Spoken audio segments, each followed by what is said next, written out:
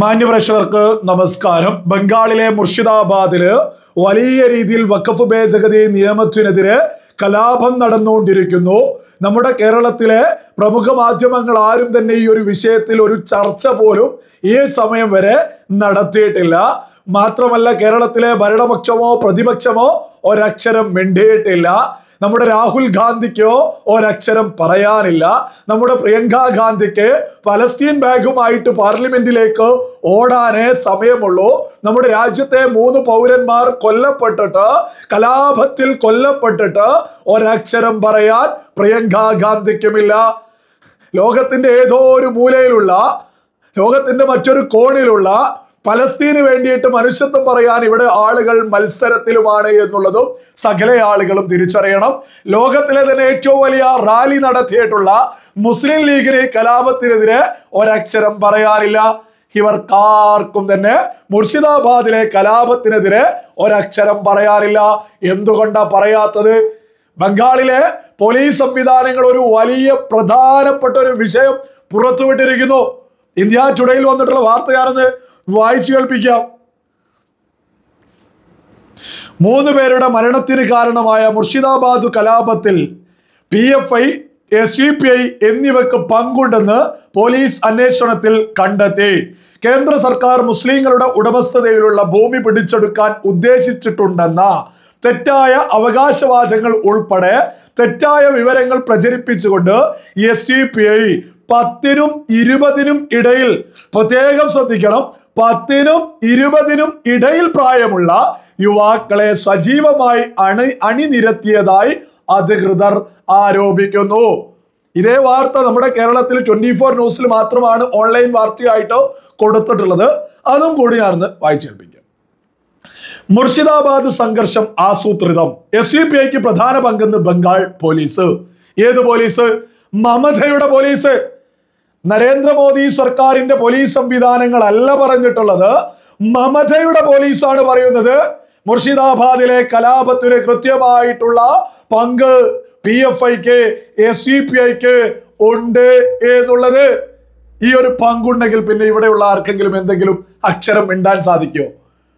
നമ്മുടെ രാജ്യത്തെ 3 പേരൊരു കലാപത്തിൽ കൊല്ലപ്പെട്ടിരിക്കുന്നു. എന്താണ് മുർഷിദാബാദിൽ നടക്കുന്നത്? വലിയ കലാപം, ഒരുപാട് വാഹനങ്ങൾ ഉൾപ്പെടെ കത്തിച്ചുകൊണ്ട് വലിയ രീതിയിലുള്ള കലാപമാണ് മുർഷിദാബാദിൽ നടക്കുന്നത്. ഇവിടെ ഒരുത്തരും ഒരക്ഷരം പറയാനില്ല.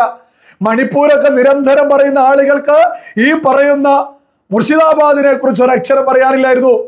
നമ്മൾ മണിപ്പൂരിലെ വിഷയമൊക്കെ കൃത്യമായിട്ട് പറഞ്ഞതാണ്. അവിടെ ഗോത്രങ്ങൾ തമ്മിലാണ് വിഷയം നടക്കുന്നത് എന്ന് നമ്മളൊക്കെ കൃത്യമായിട്ട് മണിപ്പൂർ വിഷയം മുന്നോട്ട് വെച്ചതോടുകൂടിയാ പലരും ഇവിടെ മണിപ്പൂർ ഉയർത്തിപ്പിടിക്കുന്നത് പോലും നിർത്തിവെച്ചിട്ടുണ്ടായിരുന്നത്. അതും കേന്ദ്ര സർക്കാരിന്റെ തലയിൽ വെക്കാനൊക്കെ ഇവിടെ വലിയ രീതിയിൽ ശ്രമം നടന്നിരുന്നു. നമ്മൾ തെളിവ് സഹിതം മണിപ്പൂരിൽ നടക്കുന്നത് ഗോത്രങ്ങൾ തമ്മിലുള്ള വിഷയമാണെന്ന് കൃത്യമായിട്ട് മുന്നോട്ട് വെച്ചതോടുകൂടിയിട്ട് നമ്മുടെ ഭരണഘടനയിൽ പോലും അവിടുത്തെ വിഷയങ്ങൾ ഉണ്ട് എന്നുള്ളത് ഉൾപ്പെടെ വെച്ചതോടുകൂടിയിട്ടാ ഇവിടെ കുറെ ആളുകൾ മണിപ്പൂർ ഒന്ന് അടക്കി വെച്ചത് പോലും. എന്നാൽ അന്ന് മണിപ്പൂരിനൊക്കെ വിളിച്ചു പറഞ്ഞ ഒരാൾക്ക് പോലും നമ്മുടെ ബംഗാളില്, നമ്മുടെ മുർഷിദാബാദിൽ നടക്കുന്ന വിഷയത്തെ കുറിച്ച് ഒരക്ഷരം പറയാനില്ല. നിങ്ങളൊന്ന് ആലോചിച്ച് നോക്കൂ. പലസ്തീനിലേക്ക് വരെ മനുഷ്യത്വം പറഞ്ഞു ഓടുന്ന ആളുകൾക്ക് എന്തുകൊണ്ടാണ് നമ്മുടെ രാജ്യത്തെ നമ്മളിൽപ്പെട്ട 3 പേരെ കലാപകാരികള്, ജിഹാദികള് കൊലപ്പെടുത്തിയിട്ട് ഒരക്ഷരം ഇവിടെയുള്ള കോൺഗ്രസിനോ CPM-നോ മുസ്ലിം ലീഗിനോ പറയാൻ സാധിക്കാത്തത്? നമുക്കറിയാം, SUPI വഖഫ് ഭേദഗതി നിയമത്തിനെതിരെ രാജ്യമൊന്നടക്കം പ്രക്ഷോഭം നടത്തുമെന്ന് നമ്മുടെ മലപ്പുറത്ത് നിന്ന് പോലും പ്രസംഗിച്ചിട്ടുണ്ട്. ആ പ്രോഗ്രാമില് മലപ്പുറത്ത് നിന്ന് ഒരു SUPI നേതാവ് പരസ്യമായിട്ട് പച്ചക്ക് വിളിച്ചു പറഞ്ഞിട്ടുണ്ട്, 1921 മലബാർ കലാപം പോലെയാണ്. അവരത് വിശുദ്ധമാക്കിയിട്ടൊക്കെയാണ് പറയുന്നത് എങ്കിലും അതേപോലെയാണ് വഖഫ് ഭേദഗതി നിയമത്തിനെതിരെ ഞങ്ങൾ സമരം നടത്തുന്നത് എന്ന രീതിയിൽ പോലും മലപ്പുറത്ത് SUPI പ്രസംഗം നടത്തിയിട്ടുണ്ട്. ഇത് കൃത്യമായിട്ട് മുർഷിദാബാദില് ഈ SUPI ബന്ധമൊക്കെ പുറത്തു വന്നതോടുകൂടിയിട്ട് നമ്മുടെ കേരളത്തിലെ പറയുന്ന കോൺഗ്രസിനോ CPM-നോ ഒന്നും തന്നെ ഒരു അക്ഷരം പറയാനോ മിണ്ടാനോ ഇല്ല. ഇതൊക്കെ സകല ആളുകളും ഗൗരവത്തിൽ തിരിച്ചറിയണം. ഇതുമായി ബന്ധപ്പെട്ട് PC ജോർജ് ഒരു തഗ്ഗുമായിട്ട് രംഗത്തെത്തിയിട്ടുണ്ട്. അദ്ദേഹം വിഷുദിനത്തിൽ ഒരു പോസ്റ്റ് ഇട്ടിട്ടുണ്ട്, വിശ്വാശംസകൾ നേർന്നുകൊണ്ട്. ഒരുപാട് ജിഹാദികൾ അത് തോന്നിയതുപോലെ അദ്ദേഹത്തെ തെറിയൊക്കെ പറഞ്ഞതിന് അദ്ദേഹം അതിന് മറുപടിയായിട്ട് മറ്റൊരു പോസ്റ്റുമായിട്ട് രംഗത്തെത്തിയിട്ട് ഞാൻ ആ പോസ്റ്റ് ഒന്ന് വായിച്ച് കേൾപ്പിക്കും. PC ജോർജ് പറഞ്ഞത്, വിശ്വാശംസ പോസ്റ്റിന് വരെ കുരുപൊട്ടി തെറി വിളിക്കുന്ന ഒരു കൂട്ടം ആളുകൾ ഒരു വിശ്വാശംസക്ക് വരെ ഇത്ര അസഹിഷ്ണുത ആണെങ്കിൽ ബംഗാളിൽ നടക്കുന്ന കലാപത്തെക്കുറിച്ചോ വീട്ടിലെ പ്രസവത്തെക്കുറിച്ചോ ഞാൻ എന്തെങ്കിലും പറഞ്ഞാൽ എന്തായിരിക്കും പുകില് എന്ന് വളരെ വ്യക്തമായിട്ടുള്ളൊരു മറുപടി സകല കേരളത്തിലെ ജിഹാദികൾക്കും കൂടി PC ജോർജ് മുന്നോട്ട് വെച്ചിട്ടുണ്ട്. ഇത് സകല ആളുകളും തിരിച്ചറിയണം.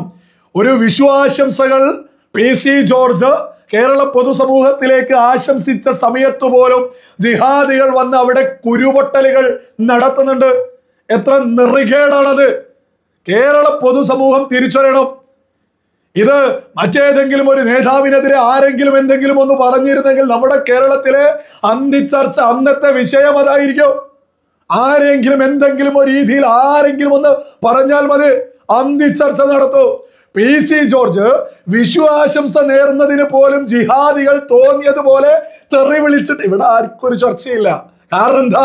മറുഭാഗത്ത് SUPI ആണ്, മറുഭാഗത്ത് ഇത്തരം തീവ്ര ചിന്താഗതിക്കാരാണ്. ആ സമയത്ത് നമ്മുടെ കേരളത്തിലെ പ്രമുഖ മാധ്യമങ്ങൾക്ക്, പ്രമുഖ പാർട്ടികൾക്കൊന്നും തന്നെ ഒരക്ഷരം മിണ്ടാൻ സാധിക്കില്ല. അത്തരത്തിലാണല്ലോ നമ്മുടെ കേരളം ഇപ്പോ മുന്നോട്ട് പോകുന്നത്. പലസ്തീന് വേണ്ടി പോലും മനുഷ്യത്വം പറയുന്ന ആളുകളൊക്കെ എന്തുകൊണ്ടാണ് നമ്മുടെ രാജ്യത്തെ 3 പേരെ ജിഹാദികൾ കൊലപ്പെടുത്തിയിട്ട് ഒരക്ഷരം എവിടെയുള്ള പ്രമുഖ മാധ്യമങ്ങള്, രാഷ്ട്രീയ പാർട്ടിക്കാര് ആരും തന്നെ മിണ്ടാതെ മുന്നോട്ട് പോകുന്നത്? ഈ വഖഫ് ഭേദഗതി നിയമത്തിനെതിരെയൊക്കെ തീർച്ചയായിട്ടും ഒരു ജനാധിപത്യ രാജ്യത്ത് പ്രതിപക്ഷത്തിന് പ്രതിഷേധിക്കാം. അതിനൊക്കെ ജനാധിപത്യ മര്യാദയുണ്ട്. അതിനൊക്കെ ഈ രാജ്യത്തെ നിയമവ്യവസ്ഥകളിൽ ഉള്ളതുപോലെയുള്ള പ്രതിഷേധങ്ങൾ നടത്തണം. അല്ലാതെ കലാപമല്ല നടത്തേണ്ടത്. രാഷ്ട്രീയമായിട്ടൊക്കെ യോജിപ്പും വിയോജിപ്പൊക്കെ സ്വാഭാവികമാണ് നമ്മുടെ രാജ്യത്ത്. അത് ഏതൊരു പൗരനും ഉൾക്കൊള്ളുക തന്നെ ചെയ്യും. ഈ വഖഫ് ഭേദഗതി നിയമത്തേക്ക് എതിർക്കുന്നവർ പ്രതിഷേധിച്ചോളൂ. അത് മറ്റൊരാൾക്കും ബുദ്ധിമുട്ടുണ്ടാവരുത്, മറ്റൊരാൾക്കും ഉപദ്രവം ഉണ്ടാവരുത്. നമ്മുടെ ഭരണഘടനയെ പിച്ചി ചീന്തുന്നതിന് സമമായിട്ടാവരുത് പ്രതിഷേധം എന്നുള്ളത് സകലരും തിരിച്ചറിയണം. നിങ്ങൾ ഇതിനെതിരെ ശക്തമായ പ്രതിഷേധങ്ങളൊക്കെ നടത്തൂ.